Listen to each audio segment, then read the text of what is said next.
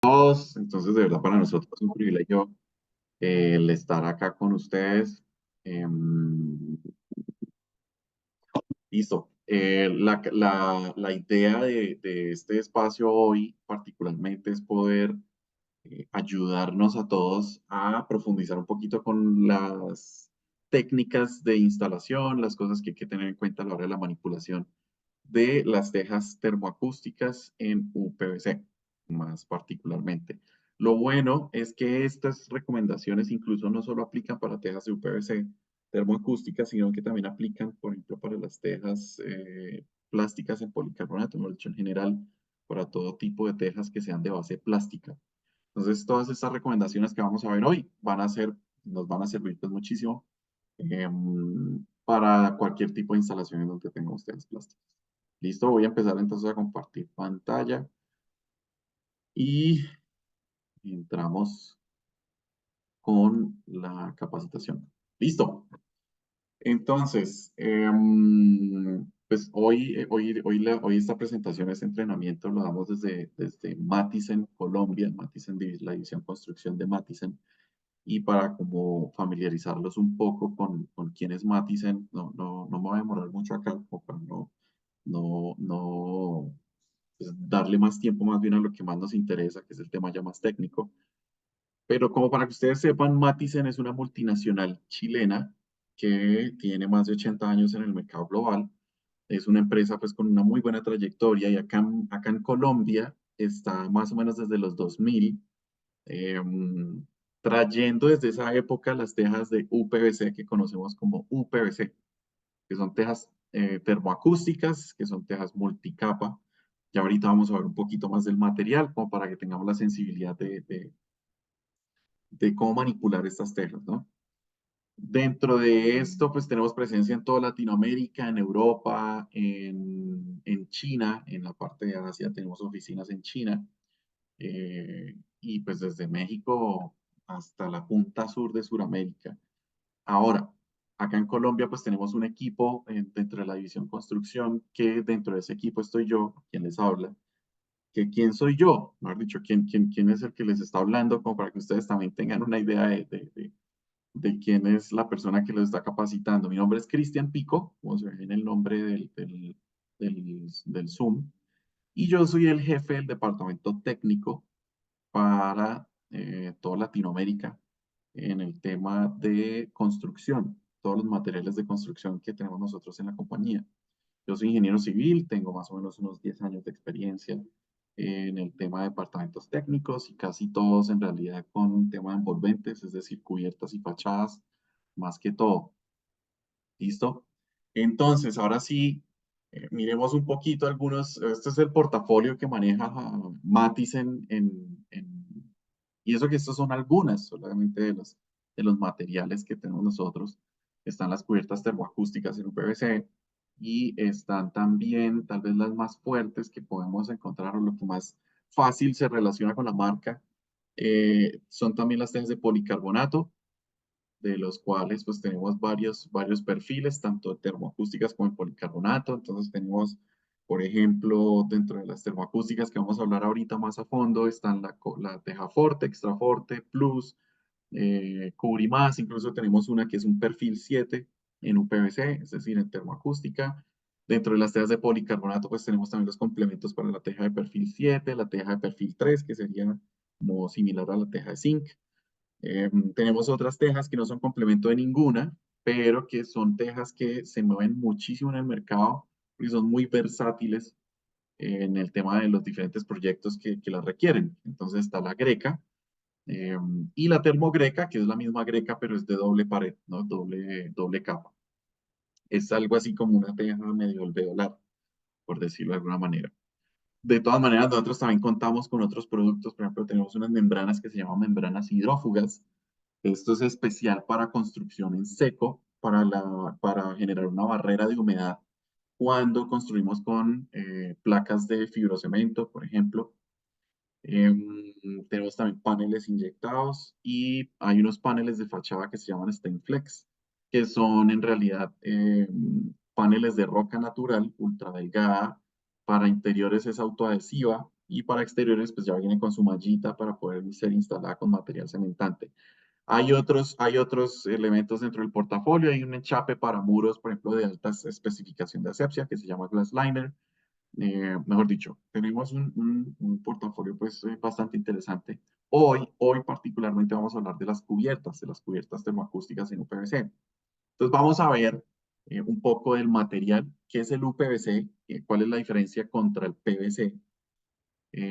Vamos a ver algunas de las características de las tejas de UPVC y luego vamos a ver algunas recomendaciones de instalación y de manipulación con estas tejas que nos van a ayudar a ya no tener dolores de cabeza, no tener de pronto que poner, regresar a la tienda para consultar, oiga, me pasó esto, ¿qué puedo hacer? ¿No? Entonces, para poder evitar todo eso y poder tener más clientes felices, más clientes contentos, ustedes como instaladores, como aplicadores, como contratistas, como constructores, entonces que puedan también ustedes tener una ejecución apropiada o buena en sus proyectos. ¿Listo? Entonces, entremos ya un poquito en detalle y empecemos hablando por el UPVC. ¿Listo? ¿Qué es el UPVC? ¿Qué son las tejas de UPVC? ¿De qué se componen? ¿Cómo es de diferente contra el PVC? ¿Listo? Entonces, UPVC, por las siglas en inglés, significa en español PVC no plastificado. ¿Listo? Esa sería como la definición más básica, más sencilla para uno comprender.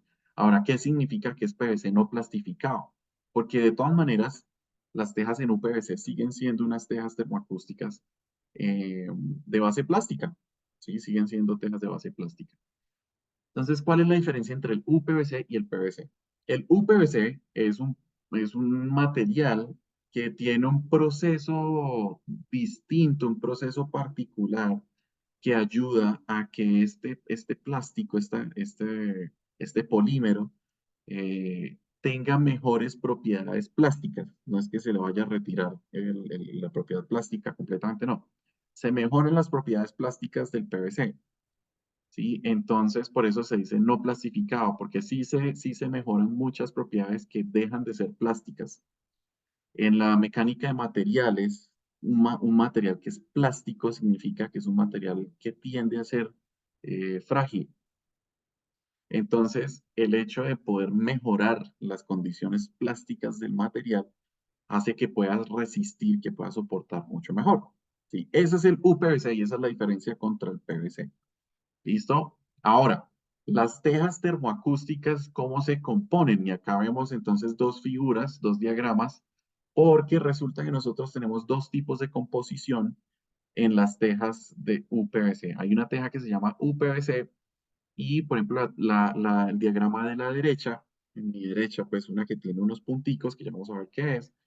Esa sería una teja de UPVC FG, que también son siglas en inglés. El FG, pues algunos tal vez sabrán que el FG se usa como sigla para fiberglass o fibra de vidrio. ¿Listo? Entonces, ahora sí, ¿cuál es la composición de las tejas de UPVC? Las tejas de UPVC entonces se componen en realidad, lo más sencillo para comprender sería una capa de UPVC arriba y abajo, ¿sí? Y en el núcleo, en la parte del medio, va un núcleo en PVC espumado rígido o espuma de PVC rígida. Este núcleo es el que nos ayuda a tener propiedades de aislamiento térmico y acústico, ¿sí? Es el que nos ayuda a no tener una conducción de calor tan directa hacia el interior de los espacios, perdón, y el que nos ayuda a tener un aislamiento. Ojo, acá de una vez voy aclarando que la teja termoacústica no tiene la intención de enfriar, sino de aislar, que es muy distinto. ¿Sí? Una pregunta muy frecuente que me hacen a la hora de tener este tipo de entrenamientos es, bueno, ¿cuántos grados disminuye la teja? En realidad eso no se va a poder responder porque pues cada proyecto es único, cada proyecto tiene sus propios elementos para configurar. Por ejemplo, la ventilación o el número de ventanas que tiene un apartamento aquí no es el mismo que va a tener un apartamento en otra parte, ¿sí? Son diseños diferentes, o por ejemplo la altura de la cubierta también es otro elemento que incide en la sensación térmica que podamos tener dentro de nuestros espacios.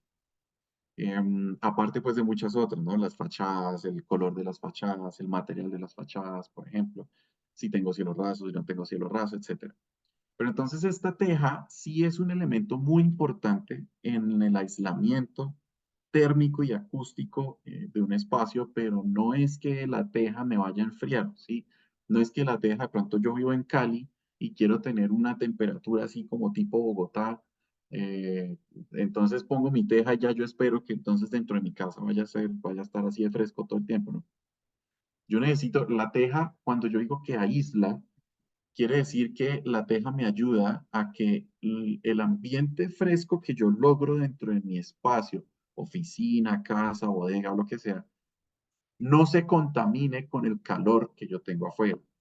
Pero también viceversa. En tierra fría, por ejemplo, si yo logro un espacio acogedor, calientico, ¿sí?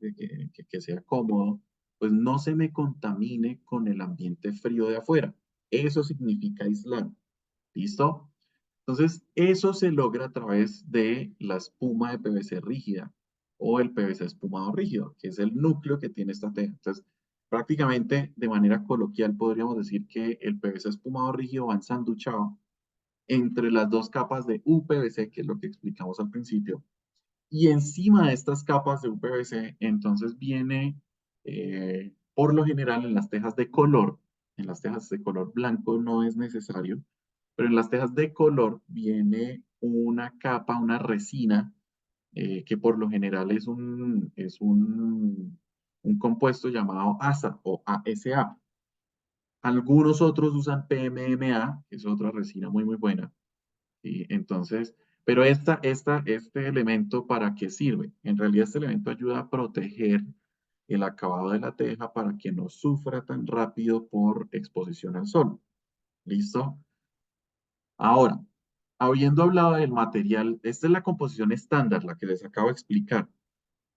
Hablemos de la otra, que es la que vemos aquí a la derecha, que es la que tiene como unos punticos, como unos tubos, pues ahí. Y en realidad eso es para ilustrar que la teja de UPVC FG es como la evolución de las tejas de UPVC, es la mejora de las tejas termoacústicas en UPVC, porque dentro del núcleo de PVC espumado rígido viene una malla de refuerzo en fibra de vidrio. Esta malla hace que ya esta composición de teja sea mucho más resistente en temas de carga, en temas por ejemplo, tener que soportar vientos, lluvias, el peso propio del elemento, ¿sí? Entonces es una teja ya un poco más resistente, más robusta. Esta es como la versión premium de las tejas de UPVC. Esta teja particularmente es un desarrollo patentado. Luego solo lo van a encontrar es con Matisen. ¿Listo? Entonces, ya habiendo hablado de esa composición, de las dos composiciones de tejas termoacústicas en UPVC, ¿qué me interesa que ustedes de pronto les quede claro? El hecho de que yo me imagino que deben tener la pregunta, bueno, ¿cuánto duran estas tejas? ¿Sí? Porque si siguen siendo de base plástica, pues entonces esas tejas, ¿cuánto durarán? Estas tejas tienen una vida útil más o menos de unos 20 años.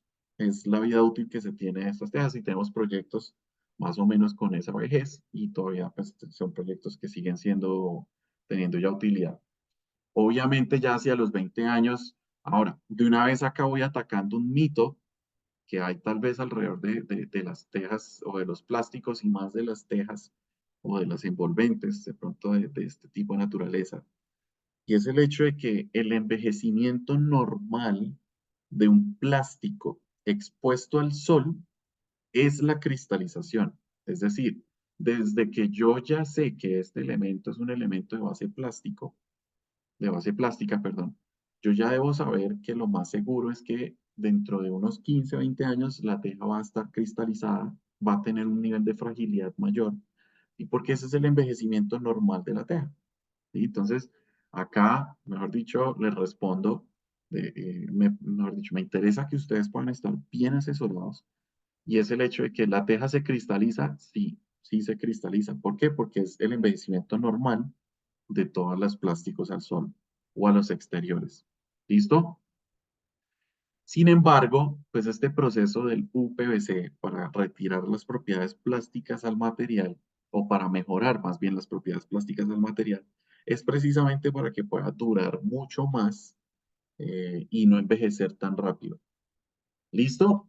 Bueno, ahorita entonces a lo último miraremos de pronto qué inquietudes podrían tener adicionales a esto, pero espero que haya quedado un poquito claro lo de qué es el UPVC. Y esto creo que nos da la sensibilidad para saber también cómo manipularlo, a qué se puede exponer, qué de pronto, qué debo yo también tratar de evitar, listo, a la hora de manipular esta teja. Entonces, dentro de los perfiles de tejas de UPVC y UPVC FG, hay una teja que se llama Curimas, es una teja que sería catalogada, en el mercado de las tejas termoacústicas de UPVC se dividen mucho entre dos familias muy grandes que serían las tejas cresta alta y las tejas cresta baja. Así se conocen mucho en el mercado hoy por hoy. Esta teja Cubrimás podríamos decir que es una de las cresta alta que tenemos en Matisen, junto con la teja Forte y Extra Forte. Y son tejas tal vez que serían las cresta alta de nosotros. Son tejas de geometría trapezoidal, eh, y más fuertemente, ¿sí? Y tenemos otra que sería la cresta baja de Matisen, que sería la teja Plus. ¿Listo? Tenemos dentro de nuestras tejas otras alternativas como la teja colonial o la teja también de perfil 7, que son tejas ya más de una ondulación, no son trapezoidales, sino una ondulación más curva, pues menos aristas. Entonces, pues la colonial es una teja que se asemeja mucho, perdón, a la teja de barro, a la teja tradicional. Tiene un troquelado se asimila pues a la teja de barro. Y la teja de perfil 7 es exactamente el perfil 7, como el que conocemos de fibrocemento, pero en UPVC, ¿listo? En teja termoacústica. Ahora, la teja Cubrimás es una teja de 5 centímetros, la teja Forte y Extra Forte es una teja de 4 centímetros de altura en cresta, pues. La teja Plus es una teja de 2,3 a 2,5 centímetros de altura en cresta. Y ya las tejas onduladas, pues tienen también su propia altura en cresta. ¿Listo? ¿Por qué les explico yo esto? Porque es bueno que ustedes sepan que Matisen cuenta con unas crestas diferentes a las que encuentran ustedes en el mercado de las tradicionales de cresta alta, por ejemplo. Y es el hecho de que nuestras tejas cresta alta, por ejemplo, la que más se mueve es la teja Forte y Extra Forte. Extra Forte, por lo que les digo, es la versión premium, es la versión que más soporta, es probablemente la teja con la que yo voy tranquilo en cualquier proyecto y sé que se va a comportar sin ningún problema. Pero entonces el hecho de que tenga una cresta un poco más alta, ligeramente más alta, ya tiene una gran diferencia en el comportamiento técnico de la teja. Entonces las tejas cresta alta del mercado por lo general son de 37 milímetros, por lo general. Cuando yo les digo que tengo una teja de 4 centímetros o 40 milímetros de altura en cresta, eso quiere decir que la teja tiene, en mecánica de materiales o de manera muy científica, se le dice a esto que ayuda a que tenga la teja o esa geometría un momento de inercia mayor. ¿Qué quiere decir esto como para poderlo comprender mejor? Es el hecho de que la teja va a resistir mucho mejor el tema de deflexión o lo que llamamos comúnmente en obra como que se pandea o pandeamiento. ¿Listo? Entonces, que no se deflecte tanto la cubierta, sino que tenga una mayor resistencia, mayor rigidez, solo por tener una cresta un poco más alta. ¿Listo? Eso es, por ejemplo, uno de los beneficios de la teja Forte y Extra Forte de Matisen. Otro beneficio es el hecho de que al tener una cresta más alta, tiene una evacuación de aguas lluvia también de mayor capacidad. Es decir, al tener una cresta más alta, yo tengo mayor área de capacidad para evacuar aguas lluvia en mi cubierta. Entonces, esta teja pues logra tener una eficiencia mayor en la evacuación de aguas lluvia. ¿Listo? Ahora, ya empecemos a ver un poquito sobre qué debo tener yo en cuenta a la hora de la instalación, de la manipulación. Hablemos, pero yo trato de ir como en el orden en el que vamos nosotros teniendo el material en sitio. Lo primero es el tema del almacenamiento, ¿no? Cuando yo la recibo, ¿cómo la debo almacenar? ¿Qué cuidados debo tener? Entonces, uno, las tejas siempre deben estar almacenadas en una parte plana de manera horizontal, nunca contra la pared, paradas vertical, pues siempre deben estar en una manera horizontal, en una parte plana, alejadas del suelo, ojo, y protegidas de la intemperie. Sé que esto es muy difícil porque es que en obra yo no voy a tener un almacén, yo no voy a construir una bodega solo para tener ahí las cosas. Algunos sí lo hacen, pero otros pues no se tiene la capacidad, no se tiene la posibilidad de hacerlo. Entonces, ¿qué se puede hacer en ese caso? Por lo menos se debe poner, por ejemplo, unas estivas sobre el suelo y sobre esas estivas ya yo puedo poner, por ejemplo, mi teja, ¿sí? Eh, pero también aparte de esto yo necesito protegerla, entonces una polisombra, un elemento pues que me cubra las tejas, que no vayan a estar expuestas al sol o a la intemperie de manera directa, ¿listo? Em, de esta manera nosotros, o sea, esta es la manera básica del almacenamiento de estas tejas y de esta manera pues vamos a asegurar que podamos tener un acabado homogéneo, eh, siendo la teja que sea, cuando vayamos a iniciar nuestro proceso de instalación. ¿Listo? Esas serían las recomendaciones de almacenamiento. Ahora, de pronto para el descargue, ¿cuántas personas se recomiendan? ¿Sí? ¿Qué recomendaciones debería yo tener en cuenta? Entonces, estas tejas son tejas que vienen o de 590 o de 1180. Esas son las dos longitudes en las que vienen estas tejas.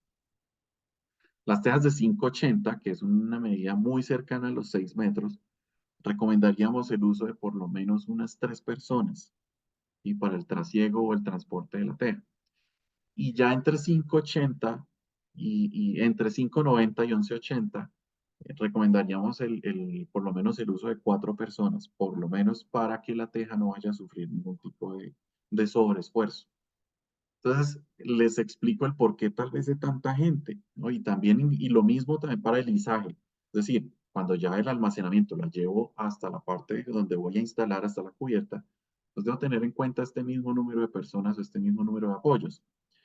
Estas son tejas que requieren una distancia entre apoyos máxima de 1,20 las cresta alta y de 90 centímetros las cresta baja. Entonces, si esa es la recomendación en la distancia entre apoyos, pues imagínense, yo también tengo que tener en cuenta esa misma distancia para el trasiego, el transporte o la cantidad de gente que yo debo tener. Obviamente aquí estamos tratando de optimizar un poco el tema, porque si yo le digo a la gente, no tiene que poner una persona cada 1,20 y ahí sí transportar, pues imagínense, una teja de 1180 yo voy a tener cerca de 9 personas y ahí transportando una teja. Entonces eso es mucho, pues realmente no es necesario. Pero ya, o sea, esto como para que ustedes lo tengan en consideración. Para el transporte, pues, recomendamos mínimo 4 personas en el transporte pues, de las tejas de 1180.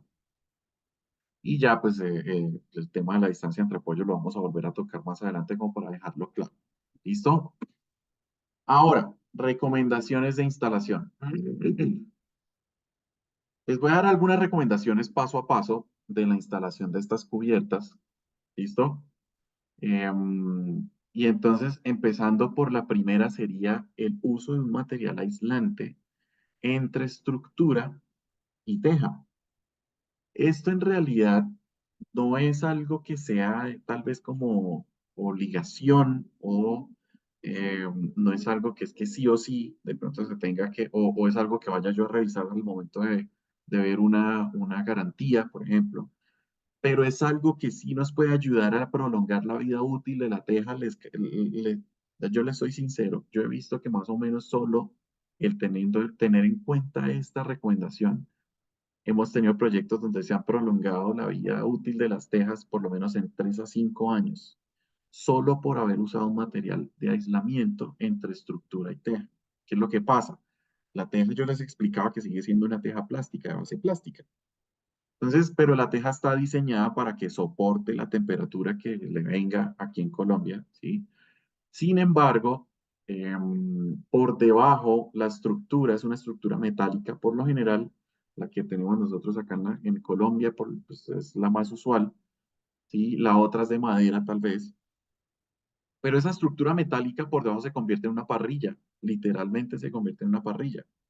Entonces, en cuidado de eso o teniendo precaución con esto, precisamente es que nosotros recomendamos la instalación de un material aislante entre estructura y teja, de manera que ayude a que la teja no esté sufriendo. Bien, esa estructura le pongo yo más o menos, o le pongo yo no. En realidad los estudios dicen que la temperatura superficial de una estructura metálica, después de haber estado por varias horas al sol, puede llegar incluso hasta los 60 grados, 70 grados y hasta los 80 grados incluso, ¿sí? Ya en países en donde sufren estaciones, por ejemplo, como veranos o cosas así, allá se puede lograr incluso los 90 grados de temperatura superficial en un material. Entonces imagínense acá en Colombia, que es un país tropical, en donde tenemos mejor dicho, todas las estaciones en un solo día, eh, pues cuánto más yo debo tener ese cuidado con mi teja. Y el tema es usar un elemento aislante que no vaya a poner la teja a 60 grados por debajo, porque pues al ser de todas maneras una teja plástica, pues va a sufrir con este tema de la temperatura. ¿Listo? Listo. Segunda recomendación en el tema de la instalación de estas tejas. El corte de las tejas, ¿cómo las debo cortar? Se debe usar, aquí por ejemplo ustedes ven dentro de este diagrama, ven ustedes por ejemplo una tijera. Este elemento de la tijera en realidad es más para las tejas de policarbonato y las tejas translúcidas que son los complementos. Para las tejas termoacústicas en UPVC recomendamos elementos de corte motorizados. ¿Cuáles son los más usuales? Herramientas eléctricas, pues. Eh, Sierra caladora es una de las que se usa, pero pues no es muy recomendable porque hay elementos que tal vez son un poco más eficientes a la hora de los cortes, más rápidos y tal vez un poco más robustos en tema de eficiencia, pues en tema de soportar el poder cortar más de una lámina a la vez. Y entonces aquí es donde viene tal vez la herramienta más usada, que sería la sierra circular. A la hora de usar una sierra circular, ¿qué les recomiendo yo? Se debe usar un disco para corte fino. ¿Y cuál es el disco para corte fino? Ojo, no es el disco de corte de acero, no es un disco diamantado segmentado, es un disco dentado, es un disco de dientes. Entonces uno diría, oye, pero ese es el mismo que se usa, por ejemplo, para corte de madera. Ojo, la cantidad de dientes también le va a dar a usted el acabado que pueda tener en la teja. Entre más dientes tenga en el disco, más fino va a quedar el corte.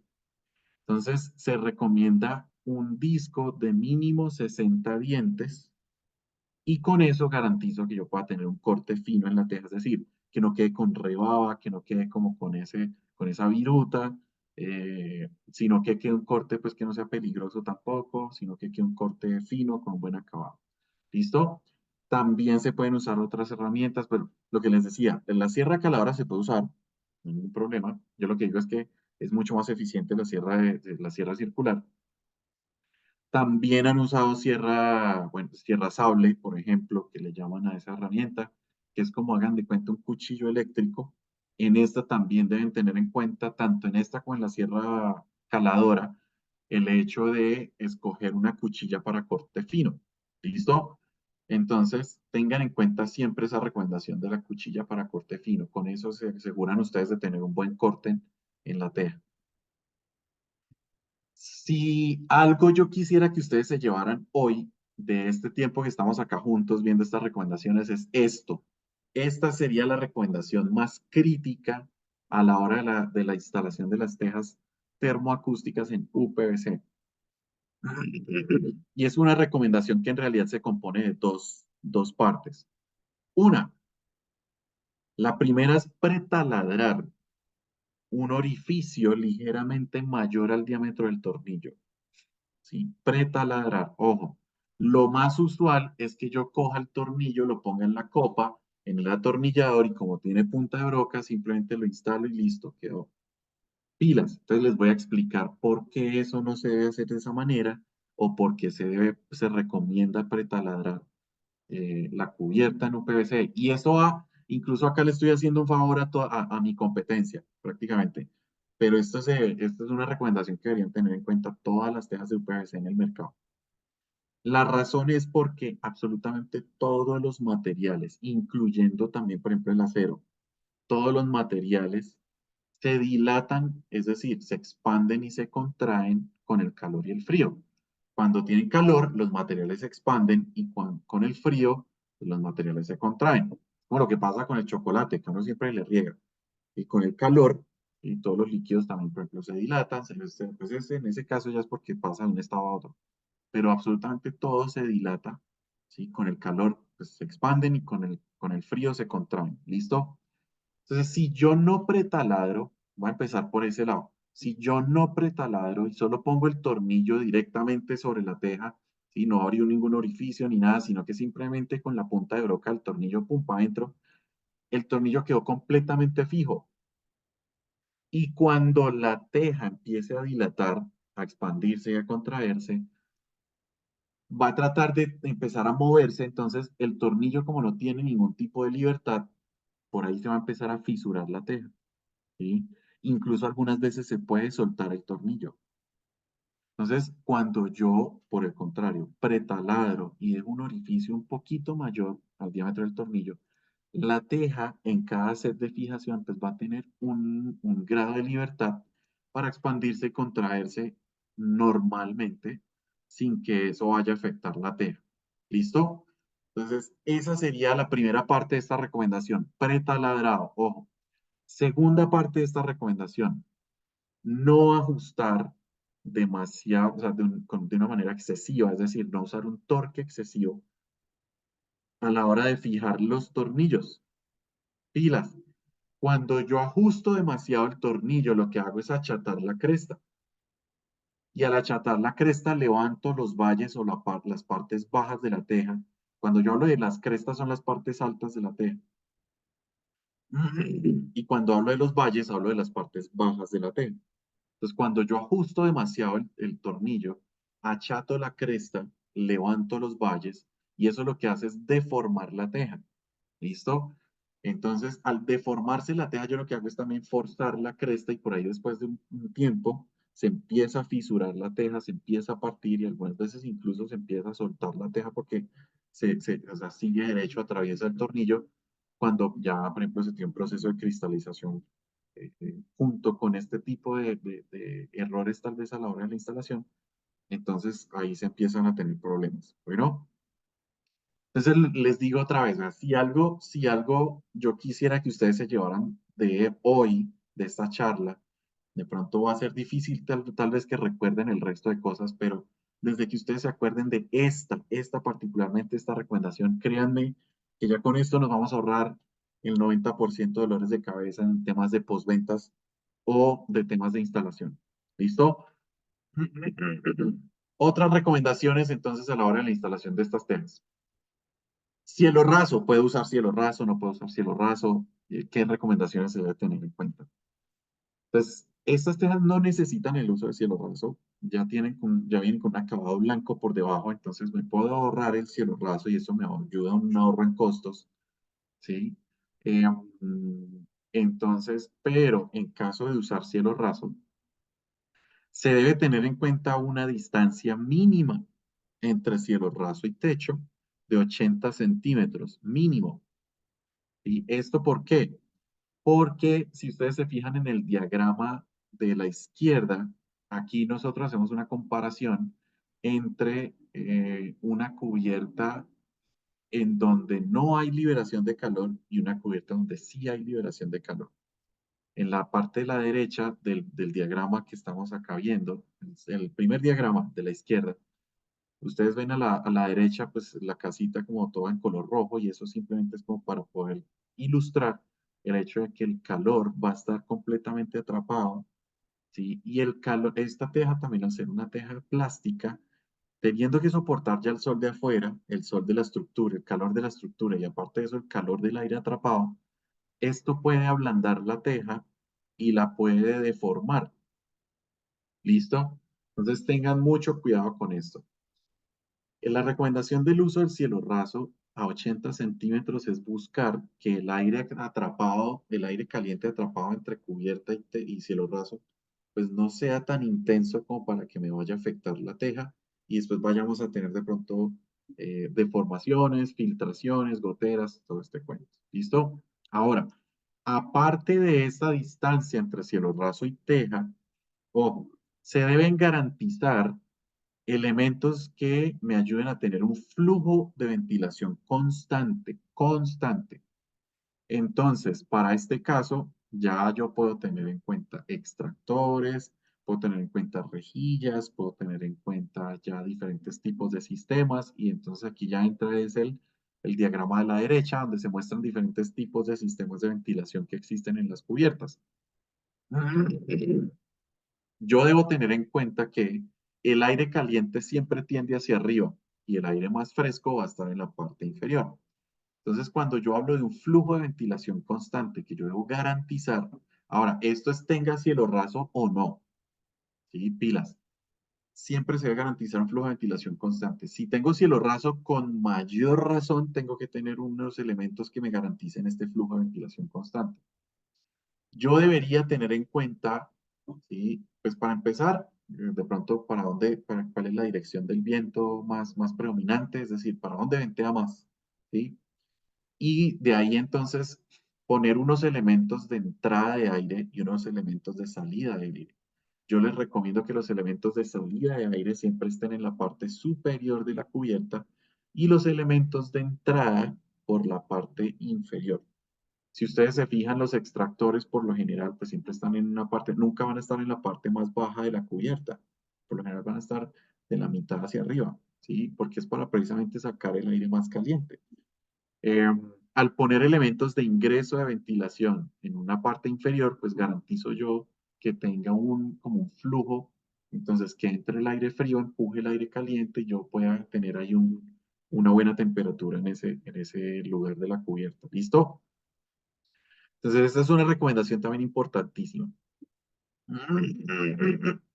Antes de pasar al mantenimiento, entonces les recuerdo, tejas cresta alta, distancia entre apoyos, máximo 1,20, máximo, ¿sí? Ahora, no que de pronto 1,20 no, yo prefiero usar 1 metro, ¿está bien? Claro, por eso les digo yo, máximo 1,20. De 1,20 para abajo podemos usar la distancia que queramos, no, que yo mejor 80, entonces 80 centímetros entre apoyos, entre correas, pues cuánto mejor. Si entre menos distancia tengan entre las correas, pues más va a soportar la cubierta. Lo que pasa es que por lo general se busca optimizar la distancia entre apoyos, pues para que eso pueda optimizar los costos en la ejecución de los proyectos. Pero entonces, máximo de distancia entre apoyos, 1,20 en las tejas cresta alta. En realidad, podríamos tener algunas excepciones de acuerdo a las condiciones de los proyectos. Para esas excepciones, ustedes deben primero consultar con el departamento técnico de Matisen y nosotros pues les ayudaremos a saber si sí se puede o no se puede. ¿Listo? Ahora, para las tejas de cresta baja, que sería la Plus, particularmente, máximo recomendaríamos una distancia entre apoyos de 90 centímetros. ¿Listo? Para la teja colonial se recomienda una distancia máxima de 70 centímetros. ¿Listo? Y con eso, para la teja perfil 7, que no está acá el perfil, pero para la teja perfil 7 recomendaríamos máximo una distancia entre apoyos de 1 metro. Entonces, más o menos están entre 90 centímetros y 1,20, si se dan cuenta. Bueno, la colonial usa 70 centímetros, es la única. La pendiente que usan estas tejas debería ser del 15%, recomendamos que sea. ¿Listo? Y con eso pues garantizamos una buena inclinación que me ayude a evacuar todas las aguas lluvia que yo tenga y más ahorita que empezamos temporada de lluvia, se nos viene el fenómeno de la niña. Entonces, poder tener nosotros en cuenta una buena evacuación de aguas pues va a ayudarnos a tener una cubierta pues que se comporte de manera que nos proteja de la intemperie. ¿Listo? Mantenimiento de estas tejas. Es tal vez una de las preguntas que más me hacen en las capacitaciones y en los entrenamientos que tenemos de instaladores. Y es probablemente de manera irónica, es tal vez lo que menos se aplica. Entonces, el mantenimiento que se recomienda debe ser de 1 o 2 veces por año. ¿Listo? Es decir, de acuerdo a la exigencia de la teja, incluso algunas veces puede ser de más. Por eso digo yo, mínimo 1 o 2 veces por año. Algunas veces, vea, yo también dentro de mi experiencia laboral, profesional, pues estuve como director de proyectos para una compañía que se encargaba de la ejecución de proyectos de alta especificación, es decir, bodegas, sedis, por ejemplo, los sedis de Mercado Libre, de Falabella, de los centros de distribución, por ejemplo, del D1, de Justo y Bueno, de todos esos almacenes, todo ese tipo de proyectos. Y aparte de eso, también tenía yo que estar encargado del mantenimiento de esas cubiertas. Y por ejemplo, esas cubiertas se le hacía un mantenimiento de 4 veces al año. Y uno tenía que hacerle más o menos un mantenimiento cada trimestre. Entonces, por ejemplo, ese tipo de cubiertas son unas cubiertas que tienen una exigencia mayor. En el tema residencial, por ejemplo, para mi casa, ¿cuántas veces debería yo hacer un mantenimiento a mi cubierta? Hombre, por lo menos yo diría que está 1 o 2 veces por año, pero si yo vivo en una zona, por ejemplo, no sé, Barranquilla, que es una zona en donde, por ejemplo, hay mucho viento, pero también mezclado, con, por ejemplo, con arena, o yo vivo de pronto aquí al interior del país, pero vivo de pronto cerca a una calle, una carretera destapada, por ejemplo, y vivo en una finquita, tengo mi finquita y construí mi casita y tengo ahí mi cubierta bien chévere, o de pronto, pues tengo mi casita, de pronto que yo vivo en lugares, por ejemplo, Soacha es un sector de acá de Bogotá, en donde todavía también se tiene como bastante arena por la naturaleza, pues del estar muy cerca a los cerros, se tiene un suelo muy rocoso y eso hace que, por ejemplo, el sector de Soacha en Bogotá sea un sector bastante arenoso. Entonces, todo ese tipo de sectores, todo ese tipo de condiciones hacen que mi teja vaya a tener sedimentos, por ejemplo, de manera más frecuente que otros lugares, ¿sí? Entonces, al tener ese tipo de sedimentos, yo necesito hacer un mantenimiento tal vez más seguido que en otros lugares. Es decir, ahora, ¿en qué consiste el mantenimiento de estas cubiertas? El mantenimiento tal vez más fuerte sería el lavado y limpieza de la cubierta, ¿sí? Entonces, ahora, estas tejas como son de base plástica, no absorben humedad, no generan hongos, no tengo que lavarlo con hidrolavadora o con hidrojet o con lavadora de presión, no, no se necesita nada de eso. Simplemente agua, ¿sí? Si van a usar jabón, a usar jabón neutro, ojo, primero diluirlo en un balde con agua y luego sí aplicarlo, pero en realidad por lo general no es necesario.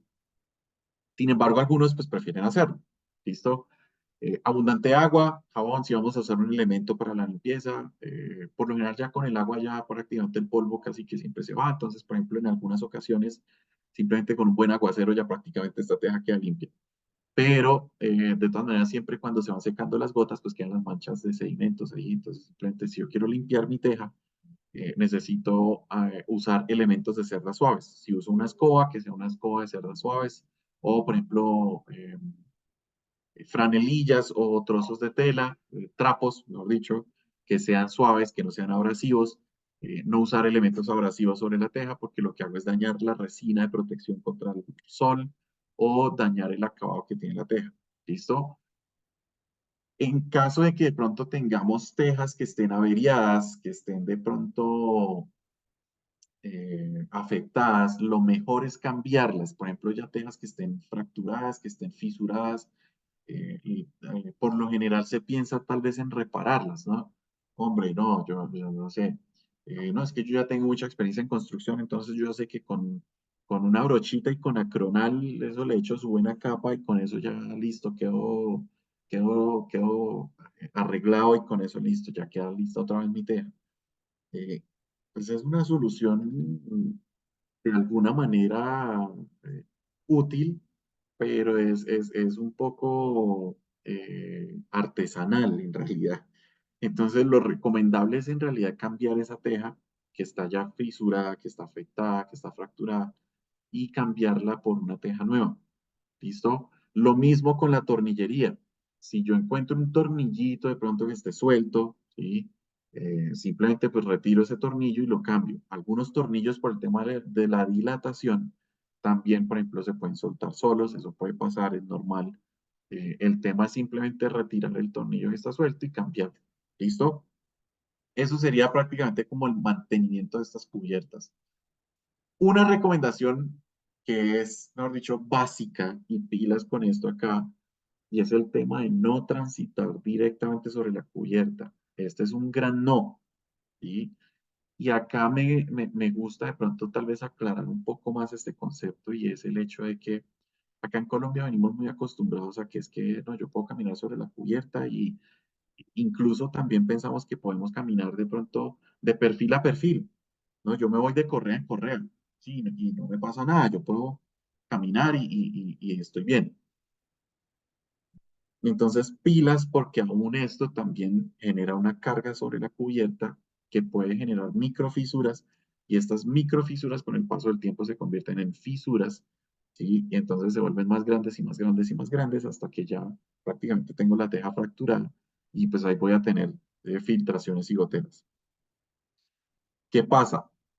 He tenido que visitar proyectos en donde me dicen, por ejemplo, no, pero entonces en esta teja yo voy a tener que andar en el cielo para no tocarla. No exageremos, ¿sí? El tema es que una teja está fabricada para protegernos de la intemperie, no está fabricada para caminarle encima. Si yo quiero un techo para caminarle encima, pues fundo una placa en concreto y sale. Eso sí es un techo que yo le puedo caminar encima y sale pues, comodísimo.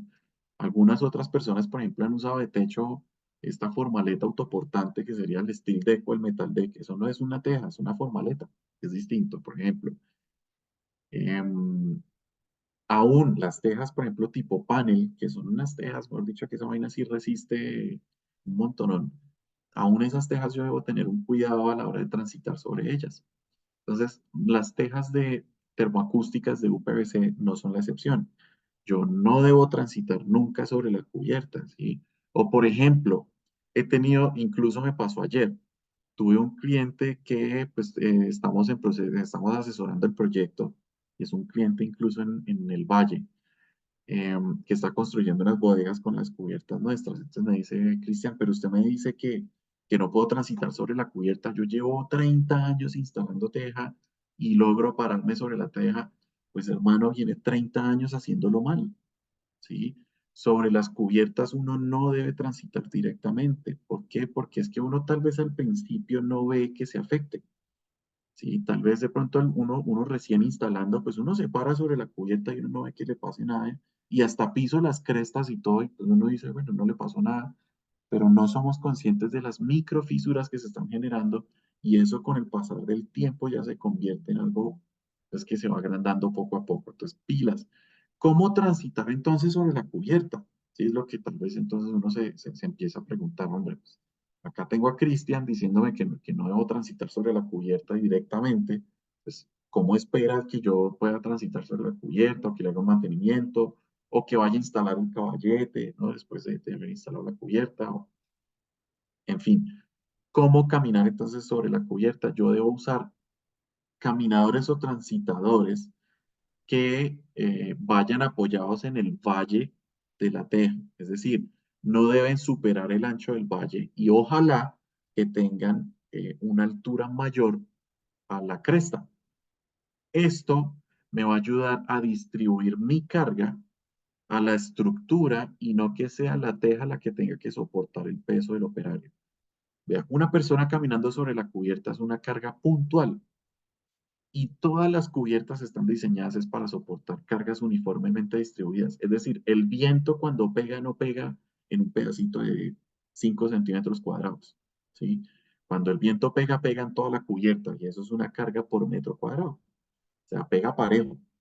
Entonces, por ejemplo, si yo tengo una cubierta diseñada para que soporte 100 kilos por metro cuadrado, yo puedo de pronto falsamente confiarme y decir, ah, pues 100 kilos, yo peso 70, ¿sí? O yo peso 80, divinamente, pues me soporta. Sí, pero es que la teja soporta ese peso en todo el metro cuadrado. Sus pies no miden un metro cuadrado, ¿sí? Entonces, cuando yo piso la teja, yo lo que estoy haciendo es una carga puntual, es decir, los 80 kilos que yo peso, pues se están concentrando en un solo punto y eso empieza a generar ese tipo de microfisuras que les digo. Entonces, la recomendación es siempre transitar directamente, nunca transitar directamente sobre la cubierta y siempre transitar con caminadores o transitadores que no superen el ancho de los valles de cada valle, ¿sí? Y que ojalá sea más alto que la cresta. Lo más usual que se tienen ahora son listones de madera. Los listones de madera de 4x8, por ejemplo, o en centímetros, 4 centímetros por 8 centímetros. Incluso el que en pulgadas le dicen el de 2x4, que sería de 5 centímetros por 10 centímetros, ese también funciona sin ningún problema. Yo pongo esos listones en el mismo sentido de la caída del agua, ¿sí? En el mismo sentido del valle, Y sobre esos listones, pues yo puedo transitar sin ningún problema. Que si puedo usar tablón. No recomendamos el uso del tablón porque es que un tablón por lo menos tiene unos 25 centímetros de ancho y un tablón es bien pesado. Aparte de eso, pues yo lo voy a transitar sobre él y entonces el tablón va a ir apoyado en las crestas. Entonces toda la carga pues va a ir a la cresta, la teja es la que va a tener que soportar ese peso y esa teja se va a terminar partiendo. Entonces nunca transitar directamente sobre la cubierta. Pilas. Siempre usar caminadores o transitadores que me ayuden a distribuir mi carga, es a la estructura y no a la teja. ¿Listo? Siempre pueden ustedes consultar toda nuestra documentación técnica, fichas técnicas, manuales técnicos, videos de instalación que están disponibles. En realidad, en la biblioteca del Círculo de Especialistas, ustedes ahí pueden encontrar toda la información necesaria, todo lo que yo les dije acá de recomendaciones pues, de instalación. Lo pueden encontrar ustedes en la biblioteca del Círculo de Especialistas, ¿listo? Entonces, ahí cuando ustedes entren a la plataforma, pueden consultar toda la información técnica y si no, pues no se preocupen, pueden contactar, o sea, a través del Internet, pues pueden encontrar toda la información técnica que nosotros tenemos disponibles para ustedes. Hay videos tutoriales de cómo instalar la teja paso a paso y con las recomendaciones, pues, que se dan. Entonces, pues ahora sí miremos de pronto qué inquietudes puedan tener. Voy a salirme un poquito acá de la presentación. Voy a incluso a parar de presentar y pues si necesitamos recordar o revisar algún otro, pues vamos a ver. Voy a revisar ese el chat para ver de pronto a través del chat qué preguntas podríamos tener. Entonces, si es que hay alguna, pues mirar, a ver. Bueno, parece que hasta ahora no tenemos inquietudes. Si hay alguna persona que tenga inquietudes sobre la instalación de las tejas, puede sin ningún problema levantar la mano eh, y pues miraremos a ver, o escribir por el chat y ahí trataremos de resolver algunas de las inquietudes que tengan. Si no, pues espero que haya sido la información que nos ayude de pronto a tener un mejor desempeño en nuestra instalación de cubiertas. Yo espero que de verdad esto haya aclarado varias de las inquietudes que podríamos tener eh, a la hora pues, de la instalación de las cubiertas, que nos ayude a incrementar un poco el nivel en la mano de obra que estamos teniendo, que de por sí ya es muy buena en el país. Eh, entonces, pues yo espero que todos estos tips, todas estas recomendaciones, pues les ayuden a tener un mejor desempeño. Bueno, acá ya tenemos una pregunta. Si por alguna razón se perfora una teja puesta, ¿cómo es mejor tapar el orificio? Eh, Esto es algo que sucede de alguna manera frecuente. Algunas veces, por ejemplo, pues abrimos un orificio justo donde no va el perfil, por ejemplo, entonces hay que mirar a ver cómo se repara. Mm, entonces, he visto algunas reparaciones que he tenido que hacer, que ver cuando voy a obra. Algunas veces, por ejemplo, lo que han hecho es pegar un pedacito de teja encima de la cresta donde se tiene, por ejemplo, esa perforación y he visto que ha funcionado sin ningún problema. Otras veces lo que hacen es con productos químicos especializados pues para sellar superficies, algunas veces pues sellan con eso pues por ahora son dos soluciones que he visto que han funcionado bien. Em, Algunas veces sellante en poliuretano también puede funcionar. Es un sellante que es bastante elástico y que soporta exteriores, entonces no se va a cristalizar tan rápido. Entonces esto puede ayudar también un poquito tal vez a considerar eso. Lo ideal es que pues ojalá no nos pase, ¿no? Pero pues yo sé que, pues yo he tenido que estar en obras donde sí ha pasado y pues eso es la manera como he visto que lo han solucionado y ha funcionado. Se puede asegurar con amarres. Hombre, que se puede, se puede. Sí, de que se puede, se puede, pero el tema es qué tan resistente es un amarre. Un amarre hoy por hoy es una solución de fijación bastante artesanal. Entonces, lo recomendable es en realidad usar es un set de fijación pues, que incluya un tornillo, porque va a ser mucho más fuerte. Vea, les cuento. Hace como un año tuvimos un caso en Montería, no, en Coveñas, perdón. En Coveñas, donde incluso con tornillos, la teja casi que sale volando. Y tocó reforzar esa instalación. Esa instalación venía con 4 tornillos por metro cuadrado. En zonas costeras y en zonas de vientos fuertes se recomienda la instalación de 6 tornillos por metro cuadrado. Es decir, un tornillo en cada cresta y en cada correa. ¿Listo? Entonces, esa sería la recomendación. ¿Cómo se debe acoplar las tejas entre ellas? Entonces, hablemos, si entiendo bien, sería tal vez el tema del traslapo. El traslapo lateral, pues obviamente es una cresta sobre la otra, ¿sí? Y el traslapo longitudinal, se recomienda que sea 20 centímetros entre teja y teja. ¿Listo? ¿Se puede reparar con cinta asfáltica? Sí. Es que el tema de la cinta asfáltica también, bueno, esa es tal vez la solución la que más se usa. Se usan de esas cintas asfálticas pues, de aplicación en frío. Multisil o Texa también tiene pues, ese tipo de cintas. Mejor dicho, hay varias marcas. El tema con estas cintas, pues es que son en realidad cintas que tal vez también con el calor pues pueden sufrir algún tipo de afectación, algunas veces, no digo que siempre.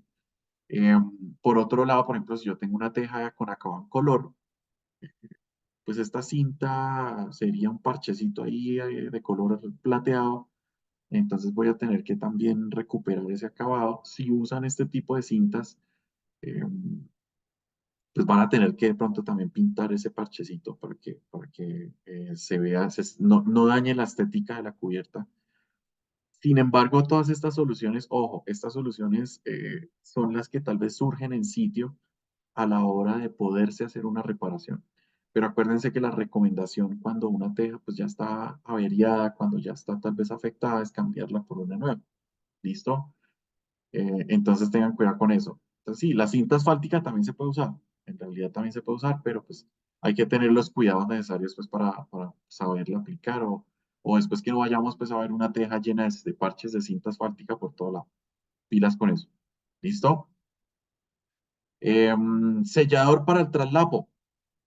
En realidad, gracias bueno, las crestas altas no es algo que necesite traslapo, sin embargo, mejor dicho, em, en la instalación de envolventes, más que todo en las cubiertas, debería ser algo que se recomiende para todo tipo de tejas el sellar los traslapos. El sellante que se recomienda para los traslapos debería ser a base de poliuretano. Es lo que yo recomendaría. ¿Por qué? Porque es un sellante elástico. ¿Sí? Hay otro sellante que es tal vez mucho más, de un nivel técnico mucho mayor, que sería cinta con cordón de butilo. Pero eso es un material que es muy duro, muy costoso también, y se puede más bien implementar es un sello con un cordón de poliuretano. Esto es una masilla tipo, por ejemplo, lo que conocemos en la construcción como Sika, y que en realidad es una marca, pero pues de estos sellantes en poliuretano, pues hay varios. Tenemos marcas como Toxement, tenemos marcas también como Soudal, también, por ejemplo. Hay diferentes marcas pues en el mercado. Desde que sea un sellador en poliuretano, la ventaja del poliuretano es que soporta diferencias de temperatura que puedan ser bruscas, soporta exteriores y es un material elástico. Entonces, con la dilatación de los materiales, pues va a soportar y no va a perder el sello que se va a adquirir con esto. Se puede utilizar pintura para minimizar temperatura. Pues, de manera más básica, ¿se pueden pintar las tejas? Sí, se pueden pintar. ¿Qué pintura recomendaríamos nosotros? Pintura base agua, muy importante, pintura base agua que soporte exteriores.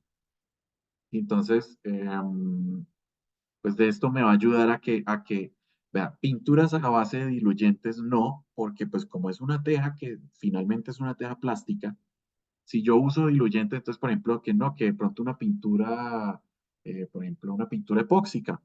Hombre, no, porque eso utiliza catalizadores, entonces puede afectar la teja.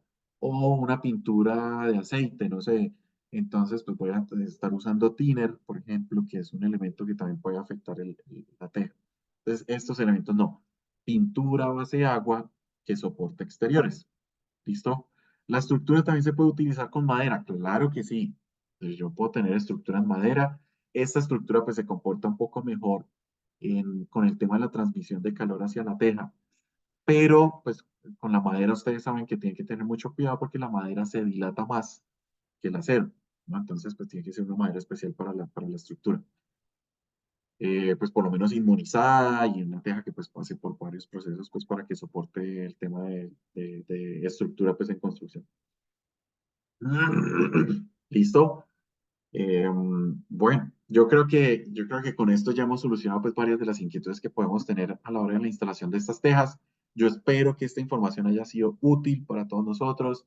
Recuerden siempre estar pendientes de la programación del Círculo de Especialistas. Ahí pueden ustedes tener muchas capacitaciones aparte de esta, pues con muchos otros temas que tienen que ver con la construcción que van a hacer que tengamos cada vez más una mano de obra mucho más calificada en nuestro país, que pues lo bonito es ver este país crecer y fortalecerse y estos espacios, eso es lo que nos ayudan y lo que generan, ¿no?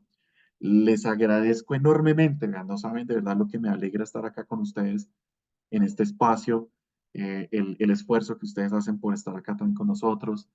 Entonces, pues de verdad les agradezco muchísimo el que estén acá con nosotros porque eso pues da mucho de todo el esfuerzo que ustedes le ponen a su trabajo, a la ejecución de sus proyectos.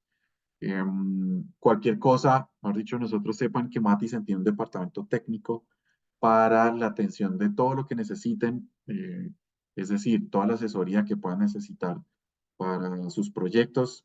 Estamos súper pendientes de ustedes, eso no tiene ningún costo adicional, ¿sí? Entonces, pueden contar con nosotros para el cálculo de cantidades, para la asesoría de los equipos de instalación, para el entrenamiento de los equipos de instalación, pueden contar con nosotros, ¿listo?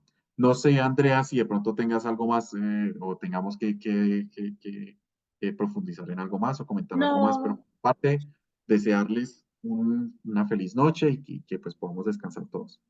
muchísimas gracias a todos. Que tengan una feliz noche. Gracias. ¿Listo? Chao. Chao a todos.